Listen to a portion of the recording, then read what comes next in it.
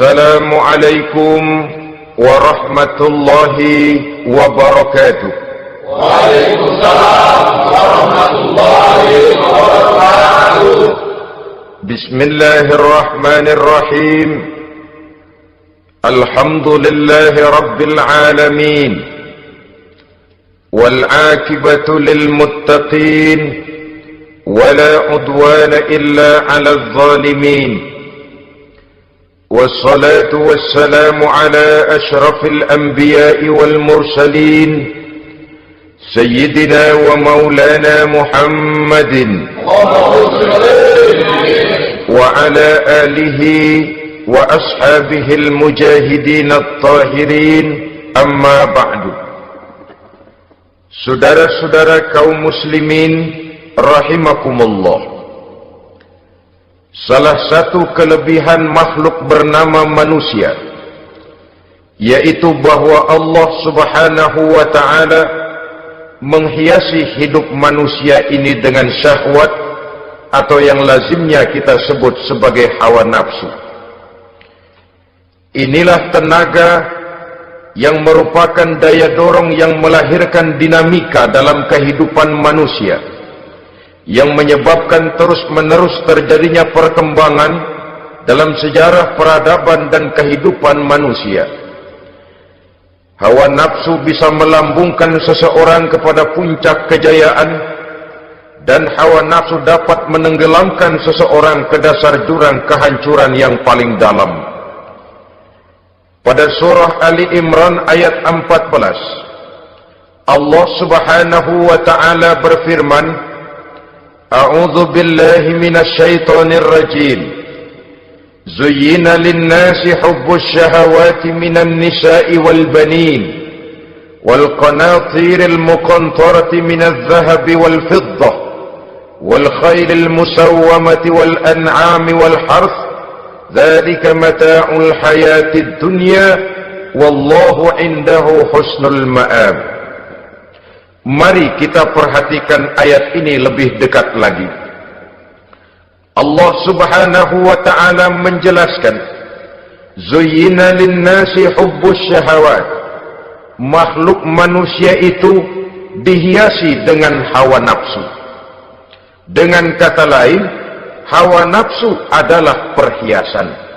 Manusia tanpa hawa nafsu sama saja dengan orang yang tidak berhias, monoton, tidak mempunyai perkembangan dalam gerak kehidupannya.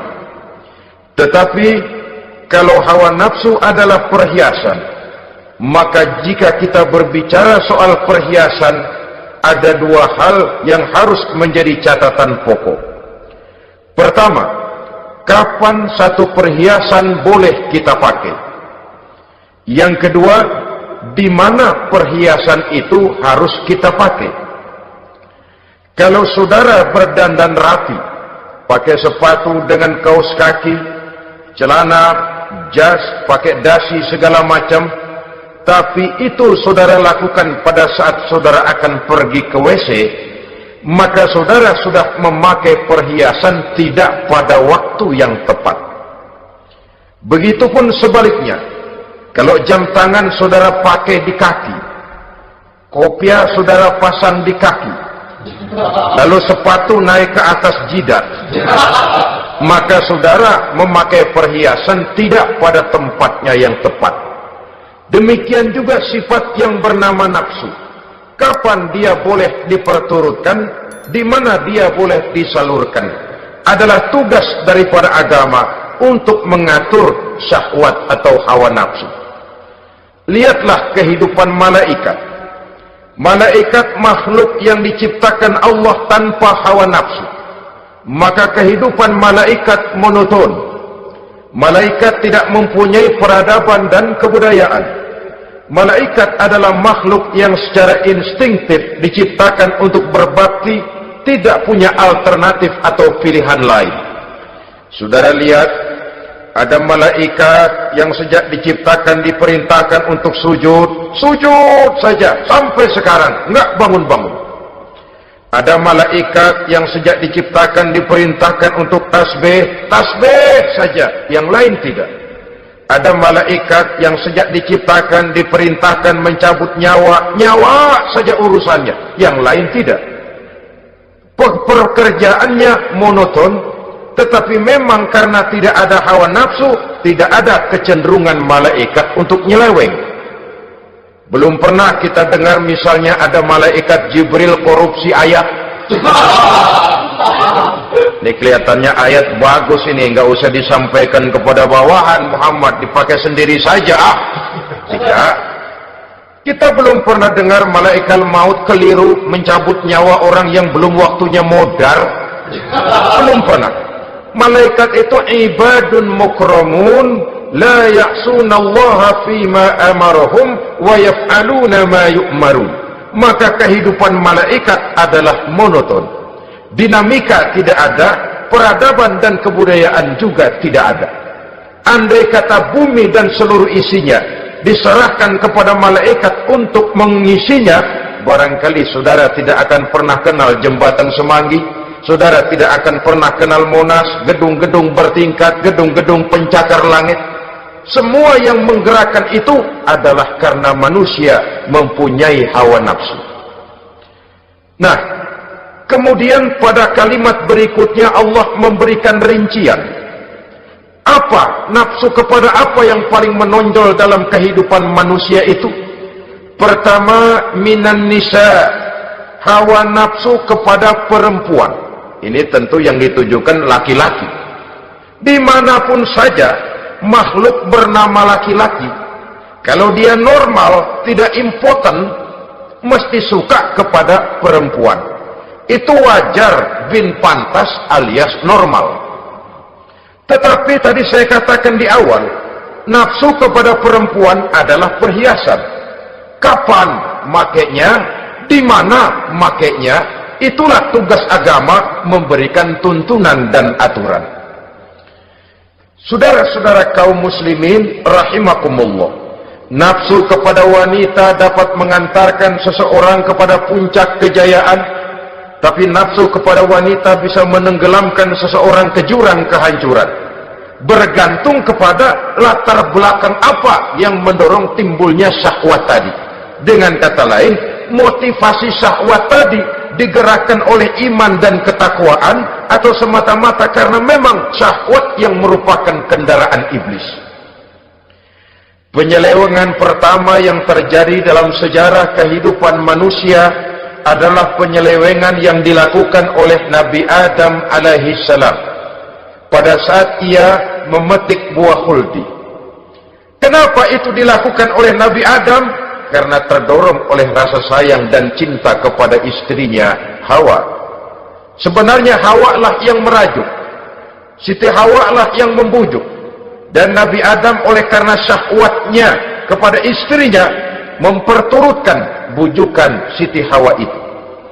Peristiwa Nabi Adam ribuan tahun yang lalu akan terus relevan sampai ke zaman kita sekarang ini.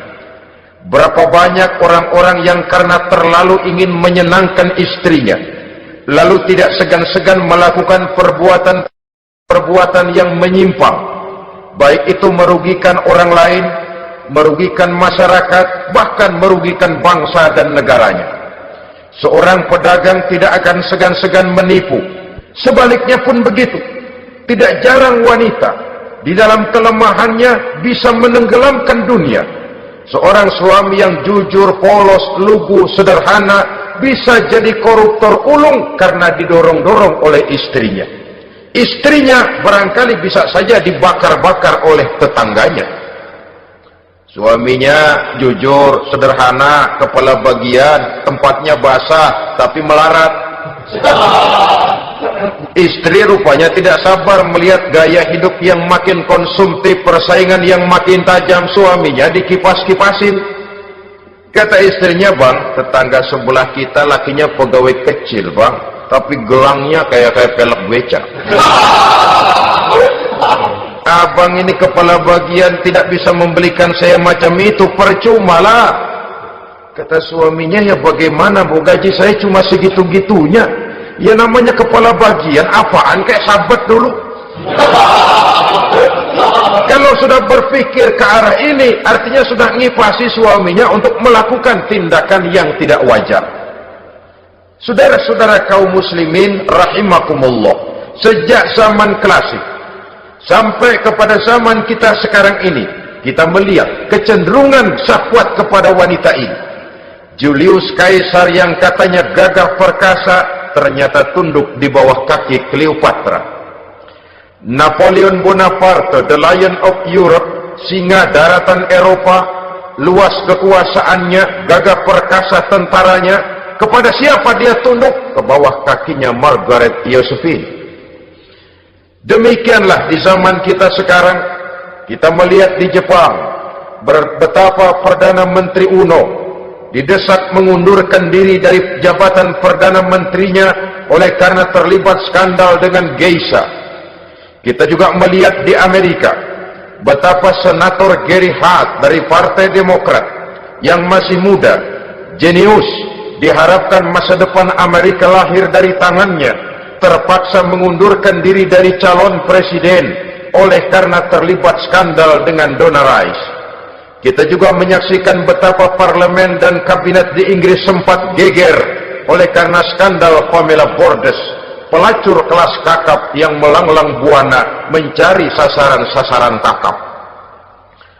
Ini adalah kisah kejatuhan yang diakibatkan oleh hubbus syahawat minan nisa.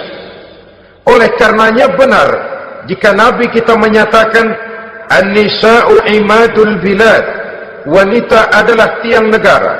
Jikalau baik wanita, baik negara. Jikalau rusak wanita, hancur negara. Kalau syahwat kepada wanita cuma semata-mata karena syahwat, maka seorang laki-laki akan memandang wanita cuma sekedar alat pemuas hawa nafsu. Nilainya rendah. Sedangkan agama kita mengajarkan ma akraman nisa'a illa karimun wa ma ahanan nisa'a illa laimun, kata Nabi. Tidak akan menghormati kaum wanita kecuali orang-orang yang terhormat, dan tidak akan merendahkan derajat kaum wanita kecuali memang orang-orang yang rendah moralnya. Dengan kata lain, apabila syahwat minan nisa'in dilandasi dengan semangat iman dan ketakwaan, maka kehidupan Rasulullah sallallahu alaihi wasallam sungguh menjadi figur dan contoh dalam kehidupan kita. Perkawinannya bukan karena wajah yang cantik semata-mata, tapi lebih merupakan nilai ibadah kepada Allah Subhanahu wa ta'ala. Dengan demikian, kecenderungan kepada hubbus syahawat minan nisa dikontrol oleh nilai iman. Barometernya, tolok ukurnya adalah iman. Di zaman sekarang banyak kasus kawin campur yang pada akhirnya akan membingungkan kita sendiri. Padahal Al-Quran secara jelas dan tegas memberikan bimbingan. Orang itu kalau sudah, kata Imam Syafi'i, wa ainur ridha an kulli aibin kalilatun kama anna aina suhti tubdil masawiya. Mata kalau dibalut cinta dia buta terhadap nista, tapi mata kalau dibalut benci hanya melihat yang keji-keji saja. Biasanya cinta kepada wanita memang bisa menimbulkan dorongan yang positif, tapi juga bisa membuat seseorang buta sama sekali. Dorongan yang positif paling kurang dari segi penampilan. Coba lihat lelaki kalau lagi demen perempuan, lenjeh banget. Sisiran rambutnya rapi, keriskaan bajunya lancip, sepatunya mengkilat, kantong celananya tebel, perkara anduk isinya bukan soal.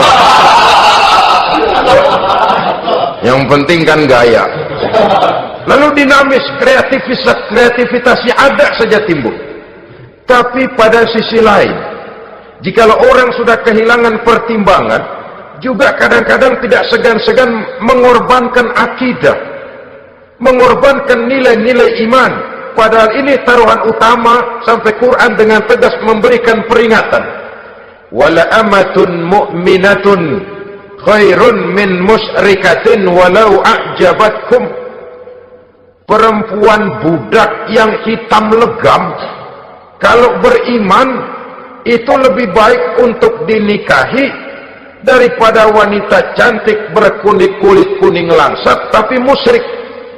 Lebih baik budak yang hitam legam beriman daripada wanita cantik berkulit kuning langsat berhati bangsat. Tapi kita kadang kehilangan pertimbangan karena agama, karena cinta agama digadaikan, karena cinta akidah terjual, karena cinta keyakinan jadi korban. Ini semua penyakit yang datang dari hubbus syahawat minan nisa, kecenderungan mengumbar nafsu kepada perempuan. Ini memang perhiasan, tapi bisa juga jadi bumerang dalam kehidupan manusia. Berapa banyak penyelewengan terjadi karena pengaruh wanita yang tidak bisa jadi bisa. Ini pengaruh di dalam kehidupan memang sedemikian besarnya, sehingga saudara-saudara kaum muslimin, inilah yang perlu dikendalikan dalam kehidupan, kapan dan di mana. Kalau nafsu adalah perhiasan, kapan dan di mana perhiasan itu harus kita pakai, di mana dia harus kita tempatkan. Begitu juga yang menyangkut soal perempuan. Kapan? Ya kapan? Tentu kalau sudah nikah. Di mana? Yang jelas bukan di depan umum.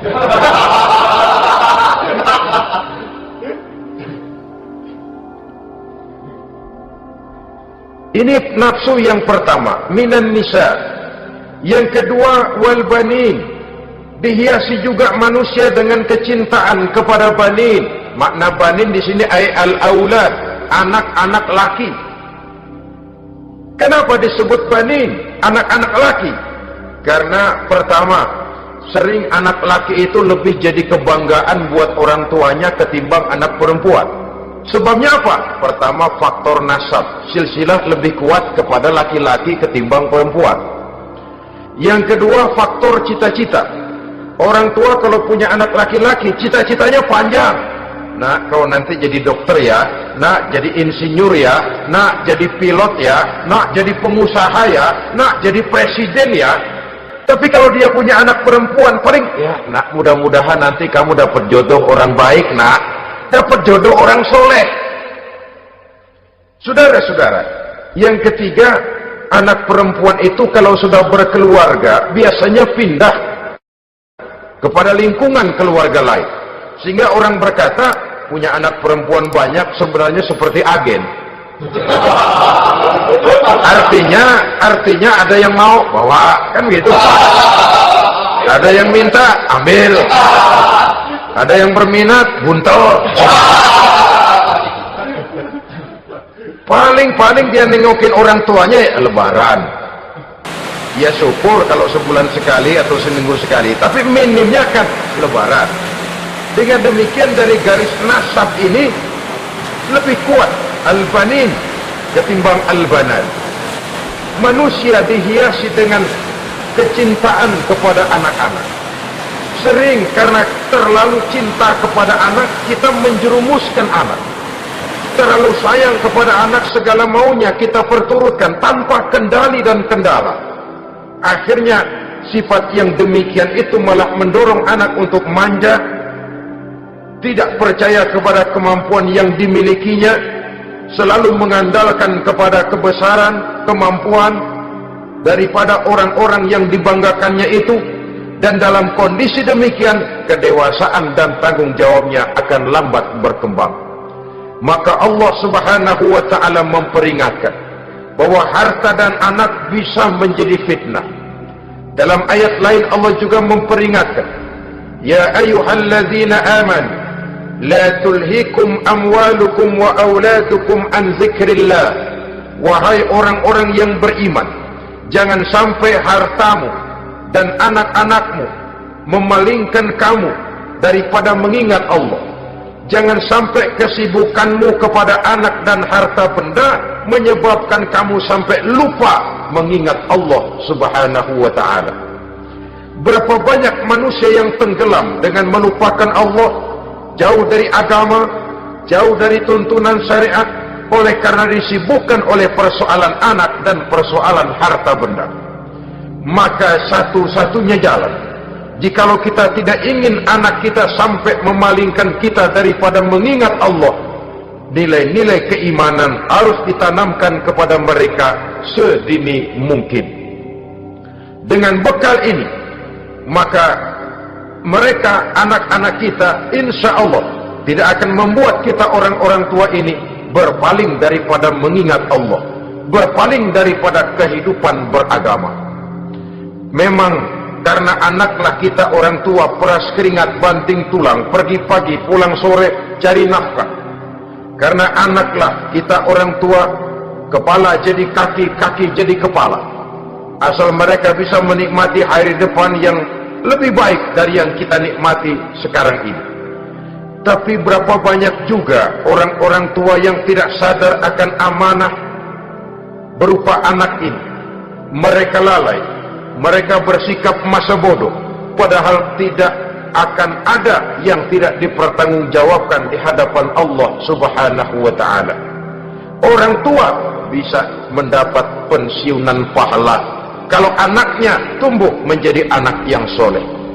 Tetapi orang tua pun bisa saja masuk neraka karena anaknya menjadi anak yang kurang ajar dan orang tuanya sama sekali tidak pernah memberikan pendidikan yang sebagaimana mestinya.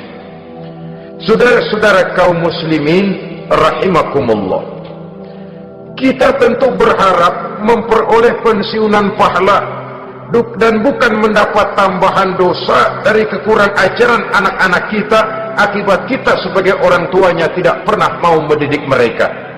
Dalam hadis ada diriwayatkan, ada anak kurang ajar, sembahyang tidak, puasa ibadah tidak, kenal Allah tidak, beriman pun tidak, dosa kelewat banyak, kejahatan berkarat. Di akhirat nanti disidang dia, ditanya, kamu kenal siapa Tuhanmu? Tidak. Kamu tahu siapa nabimu? Tidak. Kitab sucimu apa? Tidak tahu. Kiblatmu di mana? Tidak ada. Kamu sholat? Tidak pernah. Kamu puasa? Tidak pernah. Wah, kalau begitu kamu rusak sekali. Kamu neraka. Anak ini mengajukan protes. Saya menuntut keadilan. Benar saya tidak kenal siapa Tuhan saya. Saya tidak tahu apa kitab suci saya. Saya tidak pernah mendirikan sholat, tidak pernah melaksanakan puasa. Pendeknya tidak ibadah dan tidak iman. Tapi semua itu terjadi sebab-sebabnya tidak lain karena orang tua saya tidak pernah mendidik dan mengajarkan saya. Orang tua saya tidak pernah mengarahkan saya ke jalan itu.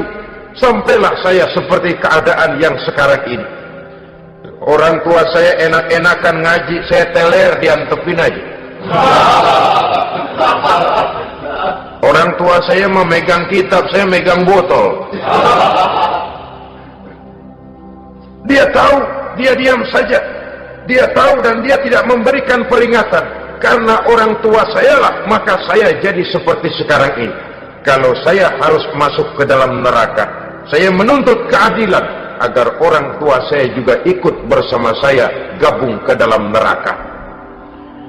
Orang tuanya yang baik-baik dipanggil, sudah mau berangkat ke surga nih orang tua, dipanggil, "Tar dulu mas, ini dulu." Mau kemana, gancang banget? Surga pak, nanti dulu urusan belum beres. Ini benar anakmu ini. Dilihat anaknya, iya anak saya ini. Waktu di dunia nggak pernah diajarin ngaji, nggak pernah. Sampai dia nggak kenal Tuhannya, nggak kenal nabinya, nggak kenal kiblatnya, nggak kenal kitabnya. Iya. Dia sembahyang, kamu diam, dia nggak sholat, kamu diamin aja. Iya kali. Kenapa pakai kali? Yang benar ngomong mas. Ramadan dia nggak puasa, kamu nggak tegur, kamu diam saja. Iya. Wah, kamu nggak tanggung jawab. Kamu tahu anak itu adalah amanah. Menyia-nyiakan amanah adalah khianat. Khianat adalah dosa besar. Jadi bagaimana saya? Ya kamu gabung sama anakmu, join ke neraka berdua bareng. Lantaran kamu tidak mau mendidik mereka, anak-anakmu, maka jadilah anak-anakmu seperti sekarang ini.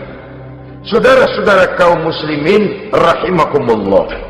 Sebaliknya, jikalau anak-anak kita yang kita cintai ini, yang merupakan buah hati belahan jantung, tumbuh dan berkembang menjadi anak-anak yang soleh, yang bermanfaat bagi masyarakatnya, bagi agama, bangsa dan negaranya, kita orang tuanya bolehlah tentram menerima pensiunan pahala.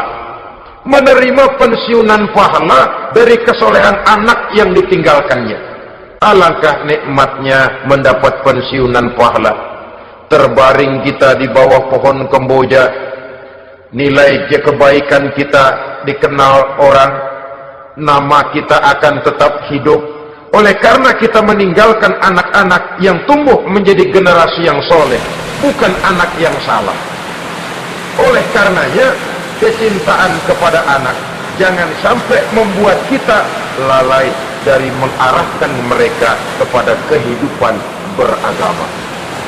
Di zaman sekarang ini, kecenderungan kita mengarahkan anak pun sudah kepada kecenderungan yang berbau materialistis.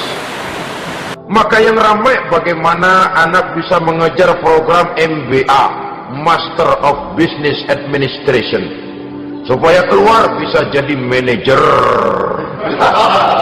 Bagaimana anak lalu kursus komputer, supaya keluar menjadi tenaga yang canggih di bidang komputer. Ya, kalau dia perempuan cantik, bagaimana dia bisa masuk Akademi Sekretaris and Management, supaya bisa jadi sekretaris. Atau bagaimana dia bisa masuk sekolah nyanyi, supaya nanti jadi penyanyi dengan tarik suara, uang lalu mengalir ke dalam kocek jutaan nilainya. Maka yang ramai pun hal-hal yang semacam itu. Dalam pada itu, pengajian, kursus-kursus keagamaan, studi-studi klub yang membicarakan masalah-masalah agama, ramainya kadang-kadang kalau bulan Ramadan, dianggap training center. Ya lumayan, daripada tidak sama sekali mah lumayan. Tapi dengan demikian ini kan merupakan bagian terpokok dari kehidupan manusia.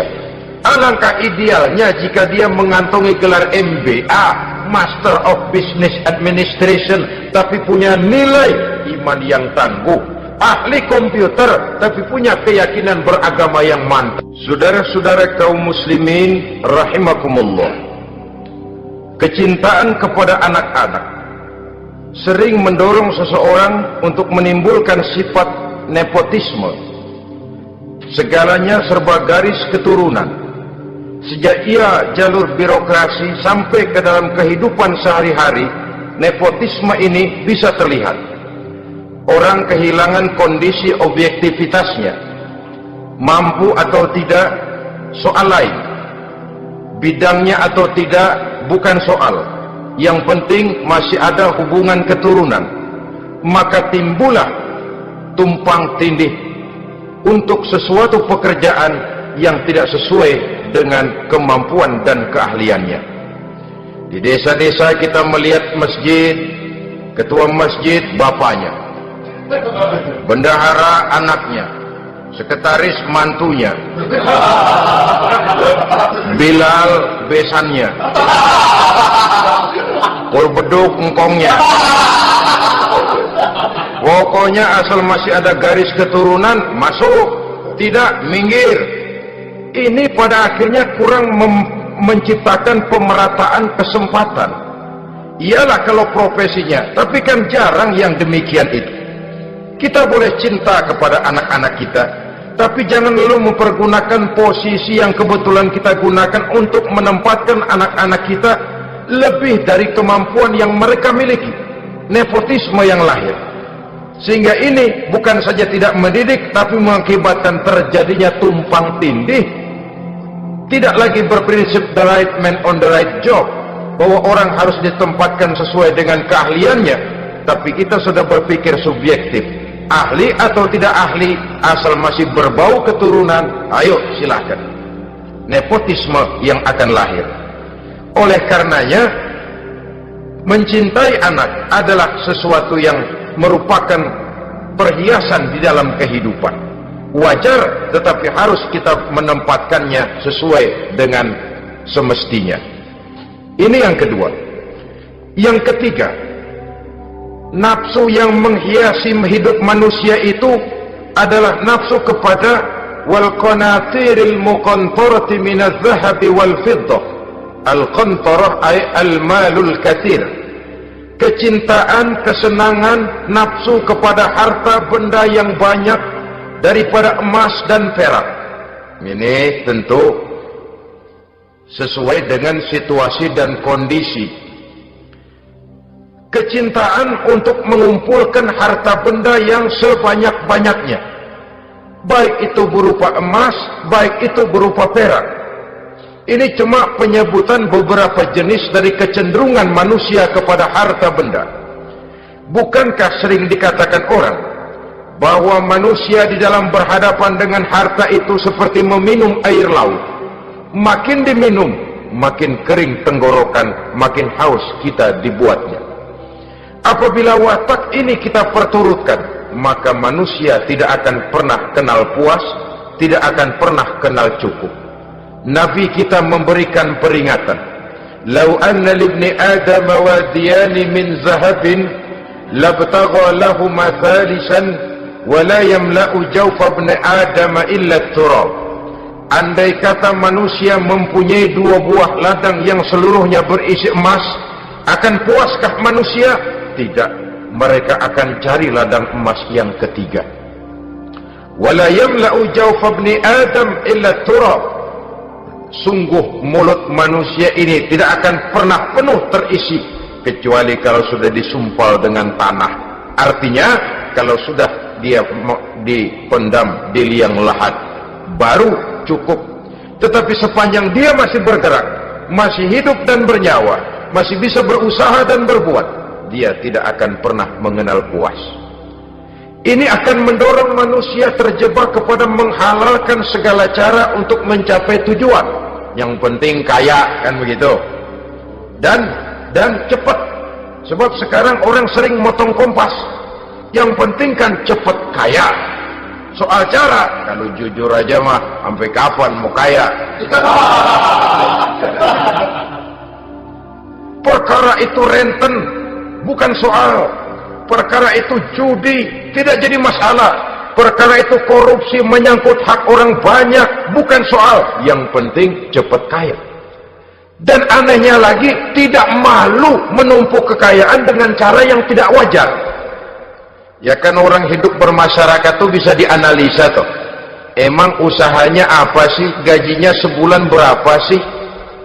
Kok bisa gitu-gitu bener sih? Dari mana sih? Secara langsung orang tidak berani bertanya, tapi dari mulut ke mulut akhirnya tersebar jadi rahasia umum. Si Ano kan punya Ano, dia Anonya seano. Ini bisa jadi bahan pertanyaan dalam kehidupan, akhirnya jadi gunjingan. Orang sudah tidak terlalu peduli dari mana kekayaan itu diperoleh, yang penting kaya. Dengan menghalalkan segala macam cara, terjebaklah ke dalam cara-cara mafia, terjebaklah ke dalam cara-cara yang tidak wajar, tidak bijaksana, memperkuat klaim dengan menghantam yang lain. Saudara-saudara kaum muslimin rahimakumullah, bahwa manusia punya nafsu ingin kaya itu boleh. Agama memberikan tuntunan, memberikan aturan. Tidak hanya sekedar asal kaya, tidak hanya sekedar asal banyak harta. Malahan hadis menyatakan, kalau saudara diberikan umur panjang, pertanyaan akhirat cuma satu kok. Umurmu kau habiskan di mana? Kalau saudara diberikan amanah berupa ilmu pengetahuan, pertanyaan akhirat juga cuma satu kok. Ilmumu kau amalkan untuk apa? Tapi kalau kita diberikan amanah berupa harta benda, pertanyaan akhirat itu dua. Min aina iktasabahu wa fima anfaqahu. Dari mana hartamu kau dapat, kemana hartamu kau belanjakan. Dari mananya ditanya, kemananya juga ditanya. Depan belakang ditanya. Dan kalau mempergunakan harta untuk kesenangan syahwat, orang berani bukan main. Tapi kalau untuk kepentingan agama, yang hakikatnya untuk kepentingan dirinya sendiri, berat seperti nyabut bambu dari ujung. Orang kalau menyumbang masjid 100.000, itu kan zahirnya memberikan panitia masjid. Tapi hakikatnya kan dia nabung buat dirinya sendiri. Seolah-olah dia cuma berkata, Pak, tolong saya titip 100.000, ini untuk kepentingan saya di akhirat nanti. Silakan uangnya mau dibelikan semen, pasir, kaca, pintu, jendela, silakan. Saya cuma titip, ini untuk saya di akhirat nanti. 100.000 Pak. Zahirnya dia memberikan kepada panitia masjid, madrasah, pesantren, yatim piatu. Hakikatnya dia nabung buat dirinya sendiri di akhirat. Malah tabungan ini bukan SDSB namanya, SDBS. Sumbangan dana berhadiah surga, itu SDBS namanya. Sekarang orang mengejar SDSB, lalu berat mengejar SDBS. Sumbangan dana yang berhadiah surga langsung dari Allah Subhanahu wa ta'ala. Coba kalau dia main golf, sewa lapangan golf itu 400-500 ribu sebulan, paling 4-5 kali main. Beli stick golfnya saja sampai jutaan. Datang panitia pembangunan masjid 100.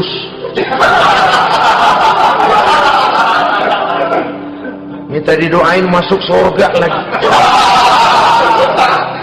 Surga 100. Saudara-saudara kaum muslimin rahimakumullah, kecintaan kepada harta benda yang banyak, baik berupa emas, berupa perak, mendorong orang untuk berlomba-lomba yang Allah peringatkan dalam Al-Quran, alhaakumut takatsur hatta zurtumul maqabir. Kamu telah lalai akibat kamu berlomba-lomba memperbanyak materi dunia. Hatta zurtumul maqabir, sampai kamu dekat masuk ke liang kubur, baru rupanya sadar bahwa perlombaan ini tidak akan pernah sampai ke garis finish. Betapapun jauhnya rally Paris-Dakar, garis finishnya ada. Betapapun hebatnya medan yang ditempuh, buasnya gurun pasir Afrika, garis finishnya pasti ada. Itu kan rally yang terbuas di dunia katanya, Paris-Dakar. Tapi garis finishnya ada. Namun jikalau kita berlomba memperbanyak harta, kita tidak akan pernah sampai ke garis finish. Yang kecil-kecilan aja dah. Kalau orang ditanya, kamu kenapa sih belum mau sembahyang? Ya bagaimana mau sembahyang Pak, tinggal di Jakarta masih kontrak. Sampai habis tahun diugur-ugur yang punya rumah. Kalau punya rumah sendiri walaupun kecil-kecilan, saya mau ibadah Pak. Ya, diberikan rezeki oleh Allah, bisa bikin rumah walaupun kecil-kecilan. Belum juga mau sembahyang. Kok belum juga sembahyang? Iya Pak, rumah emang udah punya sendiri, cuman kecil Pak. Atasnya atap, kalau hujan aja bocor. Kalau bisa bikin rumah yang permanen Pak, tenang, saya ibadah, sembahyang saya rajin. Iyalah, diberikan rezeki, bisa bikin rumah permanen, bagus rumahnya. Lain lagi, iya, rumah sudah permanen, tembok, ubin, cuman isinya belum ada Pak perabotannya. Tuh. Kalau punya peralatan rumah tangga yang memadai, tenang, saya ibadah. Diberikan juga rezeki, bisa beli perabotan rumah tangga yang lumayan. Di atas tekelnya sudah pakai karpet, mebelnya spaghetti, tempat tidurnya alga spring bed dan low pillow, ada kulkas, ada TV, di sebelah TV ada kunci mobil. Kuncinya mobilnya.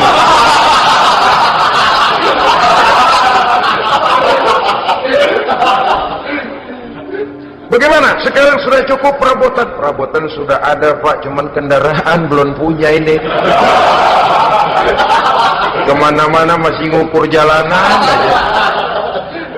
Kalau punya kendaraan enak, kemana-mana cepet Pak, mau ke masjid juga getap dah, rajin. Diberikan rezeki, bisa beli kendaraan, lain lagi nanti. Sudah punya sepeda, pengen punya motor, kepengen punya mobil, kepengen punya pesawat terbang, pengen punya kapal induk. Sudah punya kebun, pengen beli sawah, sudah punya sawah, pengen punya gunung, sudah punya gunung, laut diborong. Perlombaan materi tidak akan pernah membawa kita ke garis finish, karena sifatnya sangat abstrak, bahkan akan mendorong kita seperti gurita, cenderung kepada penyakit tamak bin rakus alias serakah. Dengan demikian saudara-saudara, bahwa kecintaan kepada harta merupakan nafsu, dan nafsu itu adalah perhiasan. Dia bisa menjadi daya dorong positif. Kalau dalam upaya memperoleh harta itu kita tidak akan keluar dari tujuan keridhaan Allah. Saya cari nafkah, tapi yang Allah ridho. Saya ingin kaya, tapi dengan cara yang Allah ridho. Ini kunci yang akan menyelamatkan kita manusia dari perangkap menghalalkan segala cara. Ini yang ketiga. Yang keempat, dihiasi manusia itu dengan nafsu kepada wal khailil musawwamah, kuda yang bagus, kendaraan yang bagus, kuda yang terpelihara. Al musawwamah ada yang mentafsirkan ar-ra'iyah. Ar-ra'iyah itu yang digembalai, binatang ternak, kuda yang digembalai atau kuda yang diikat. Artinya, kalau dulu kan yang namanya tuan-tuan tanah itu baru dibilang bejeger kalau kemana-mana naik kuda. Jet set zaman dulu itu udah kelompok jet set itu kendaraan. Kalau sekarang baby band dah, dulu mah kuda band.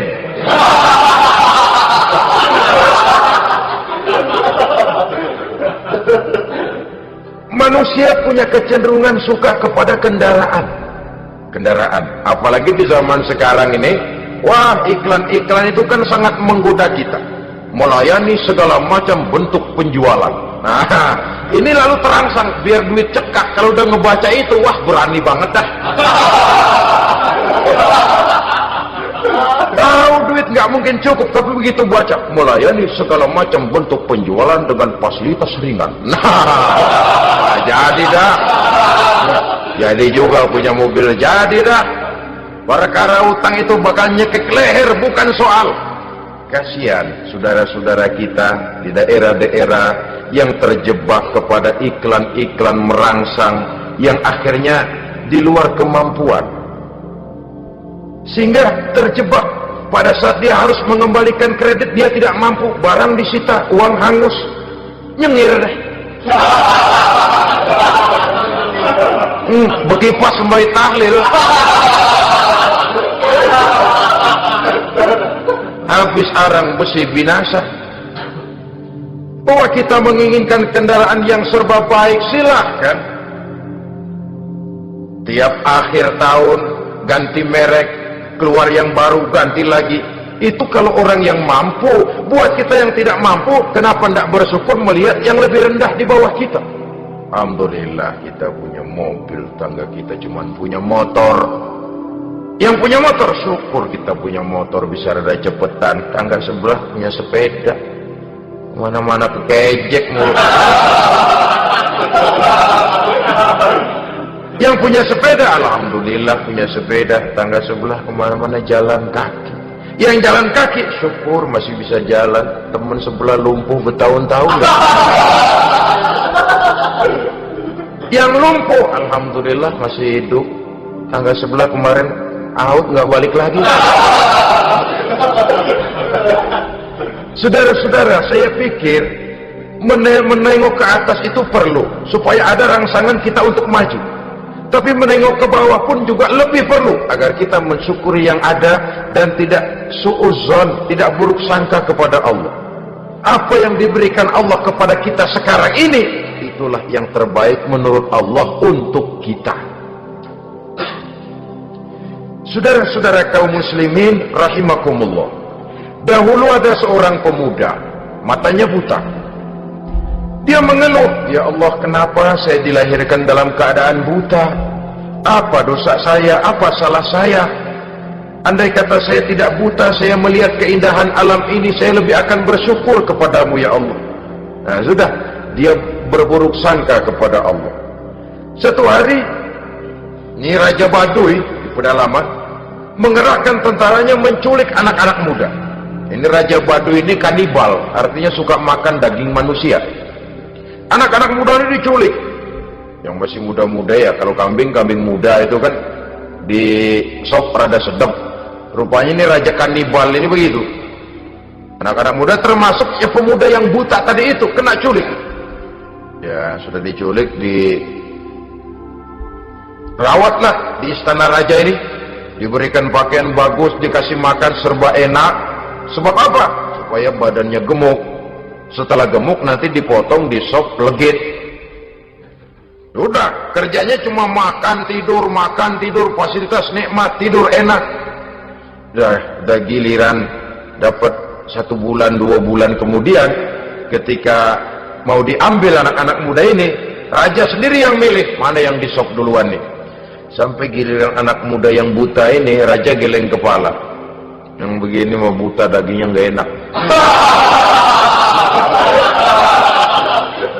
Ini satu lepas aja, lepas.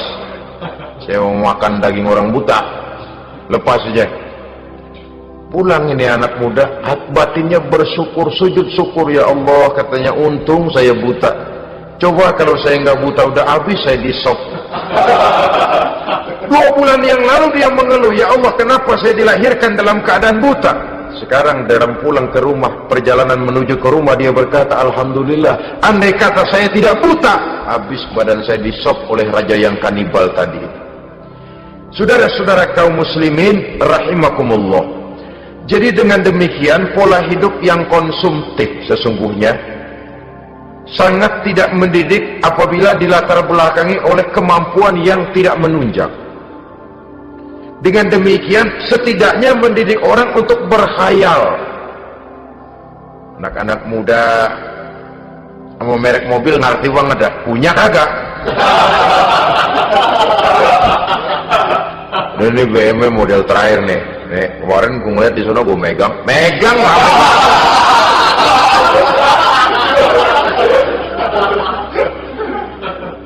Tulul amal ini kalau tidak diimbangi dengan saluran yang positif, dia akan terjebak kepada penyakit tulul amal, panjang angan-angan.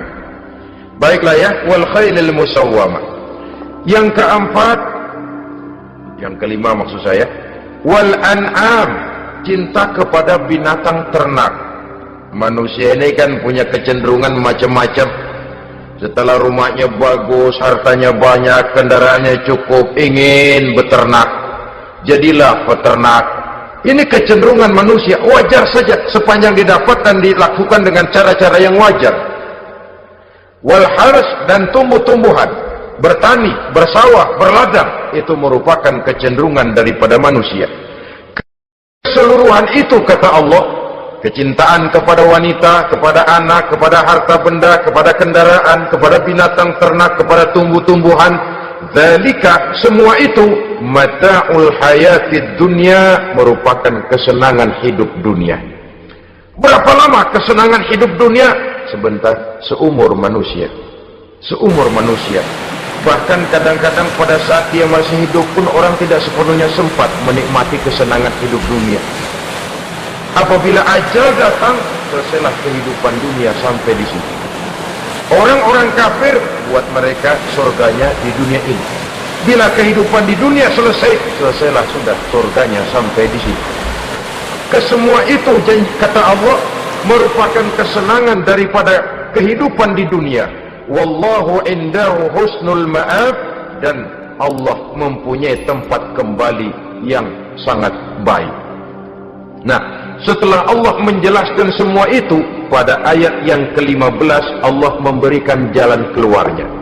Memperturutkan nafsu kepada wanita, anak-anak, harta benda, kendaraan, binatang ternak. Bijaksanakah itu? dalam ayat ke-15 surah Ali Imran ini Allah memberikan penjelasan tuntas. Qul a'unabbi'ukum bi khairin min zalikum. Katakan kepada mereka Muhammad, maukah kamu aku beri kabar yang lebih baik dari semua itu? Lebih baik daripada kesenanganmu kepada wanita, kepada anak-anak, kepada harta benda, kepada kendaraan dan sebagainya. Mau kamu aku beritahu yang lebih baik daripada semua itu? Jawaban tentu mau. Kalimatnya bukan ukhbirukum, a'unabbi'ukum. An-naba itu berita yang besar. Lain dengan al-khabar, itu berita biasa saja. An-naba, sehingga pembawa berita disebut nabi. Dari naba yanbi, pembawa berita yang benar. A'unabbi'ukum, maukah aku tunjukkan kepada satu berita yang benar-benar besar dan benar-benar lebih baik dari yang semua disebutkan tadi. Apa jalan keluarnya? Lillazina taqaw 'inda rabbihim jannatun tajri min tahtihal anhar. Bagi orang-orang yang bertakwa kepada Allah, mereka akan mendapatkan surga yang di bawahnya mengalir sungai.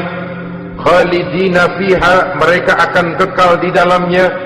Wa azwajun mutahharah, dan mereka mendapat istri-istri yang suci. Wa ridwanum minallah, dan keridhaan daripada Allah subhanahu wa ta'ala. Kalau kamu hai orang-orang yang beriman, kalau kamu hai manusia menyangka bahwa nafsu kepada wanita, anak-anak, mengumpulkan harta benda, kendaraan yang menarik, binatang ternak dan tumbuh-tumbuhan itulah yang lebih baik untuk kesenangan dunia, memang itu kesenangan dunia. Tapi nih, seolah-olah kata Allah, nih, saya kasih tahu kamu, aku beritahu yang lebih baik dari semua itu. Apa? Takwa kepada Allah, kecintaan kepada wanita. Kalau takwa dasarnya, orang nggak amburadul, nggak semrawut, nggak pokoknya gue masal perempuan dan membuat terus. Tapi punya kaidah, punya norma. Demikian juga kepada anak-anaknya, demikian juga kepada harta benda. Pokoknya asal harta, mau halal mau haram, takuk terus deh.